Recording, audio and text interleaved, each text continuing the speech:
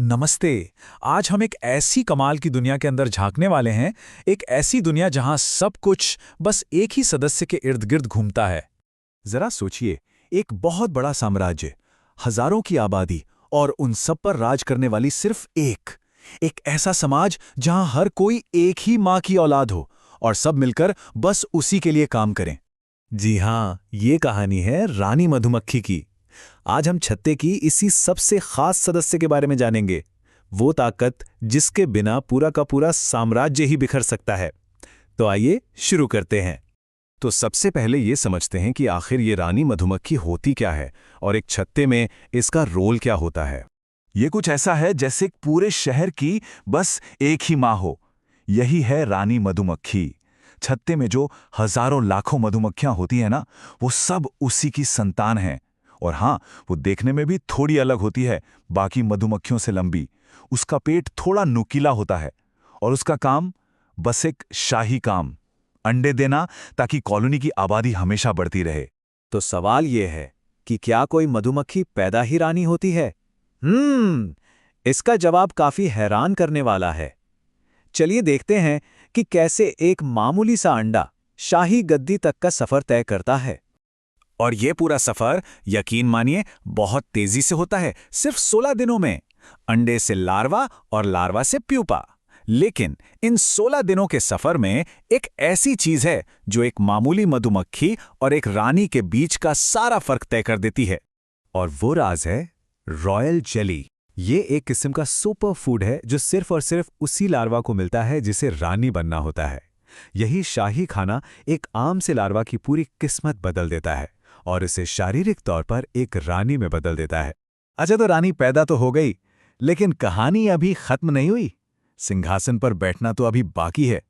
अब शुरू होता है उसकी जिंदगी का सबसे ड्रामेटिक हिस्सा, एक खास उड़ान और गद्दी के लिए एक जानलेवा लड़ाई।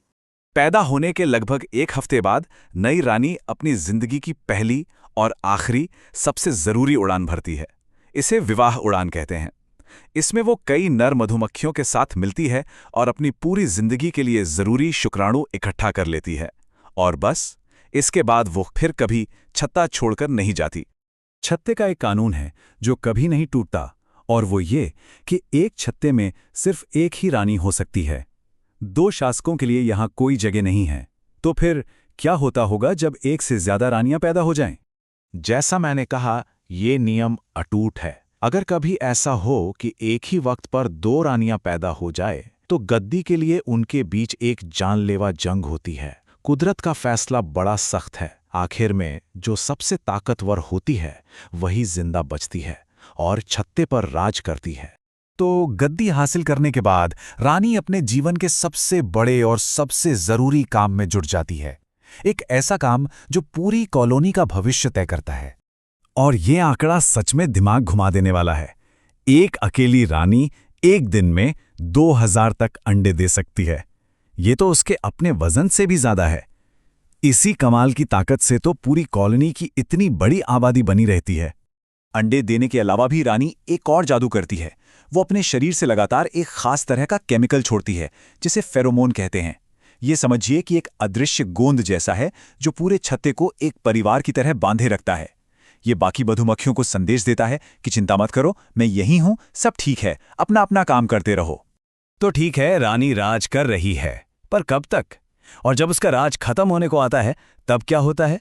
रानी और एक आम श्रमिक मधुमक्खी की उम्र में ना जमीन आसमान का अंतर होता है। एक श्रमिक मधुमक्खी बेचारी कुछ हफ्ते ही जीती है, वहीं रानी मधुमक्खी 2 से 5 साल तक जिंदा रह सकती है। ये सब उसी खास रॉयल जेली और उसकी सुरक्षित जिंदगी का कमाल है। देखिए, मधुमक्खियां बहुत समझदार होती हैं। जैसे ही उन्हें लगने लगता है कि उनकी रानी अब बूढ़ी हो रही है या ठीक से अंडे नहीं दे पा रही है, वो फौरन आगे की तैयारी शुरू कर देती हैं। वो कुछ नए अंडों को चुनती हैं और उन्हें रॉयल जेली खिलाना शुरू कर देती हैं, ताकि गद्दी कभी खाली ना रहे और कॉलोनी चलती रहे। तो ये तो हो गई इसकी बायोलॉजी। लेकिन असल जिंदगी में, खासकर जो लोग मधुमक्खी पालते हैं, उनके लिए ये सब जानना क्यों जरूरी है? मधुमक्खी पालने वालों के लिए तो ये सबसे जरूरी बात है। सीधी सी गणित है। एक सेहतमंद रानी मतलब ज्यादा शहद। क्यों? क्योंकि एक मजबूत रानी ज्यादा अंडे देगी, जिससे ज्यादा श्रमिक मधुमक्खियां होंगी और वो ज्यादा शहद बनाएंगी। लेकिन अगर रानी कमजोर हो गई तो पूरी कॉलोनी ही सुस्त पड़ जाती है और शहद का उत्पादन भी गिर जाता है। तो कुल मिलाके हम ये कह सकते हैं कि रानी मधुमक्खी सिर्फ एक सदस्य नहीं, वो तो पूरे छत्ते का दिल है, उसकी आत्मा है। वो सिर्फ अंडे देने वाली मशीन नहीं, बल्कि वो ताकत है जो पूरे समाज को एक धागे में पिरोकर रखती है। उसके बिना कॉलोनी का वजूद ही नहीं हो सकता। लेकिन एक सवाल जरूर मन में आता है कि क्या वो एक शासक है या फिर अपनी कॉलोनी के भविष्य के लिए सब कुछ करने वाली एक सेवक? इस पर सोचिएगा जरूर। हमारे साथ इस दिलचस्प सफर में शामिल होने के लिए बहुत बहुत शुक्रिया।